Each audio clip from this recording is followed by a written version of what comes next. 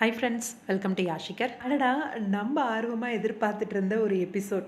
S, நம்ம வந்து ரொம்ப நாளாக வந்து சிறகடிக்க ஆசை வந்து 3 ஹார்ஸ் 3 o'clock வந்து சண்டே எபிசோட் வருமா அப்படின்னு சொல்லி எதிர்பார்த்துட்டு இருந்தோம் இல்லையா?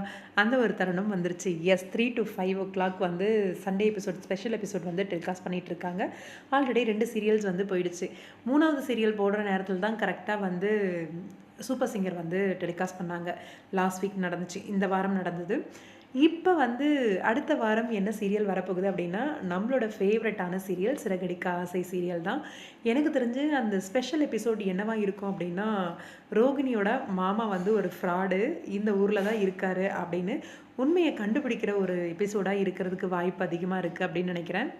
ஏன்னா முத்து, மீனா 2 பேருக்குமே நல்ல சந்தேகம் வந்துருச்சு ரோகிணி மேலே. சந்தேகம் வந்தாலும் ரோகிணி வந்து எல்லாத்தையும் சமாளிக்கிற மாதிரி இதையும் சமாளிச்சுட்டு தான் இருக்காங்க.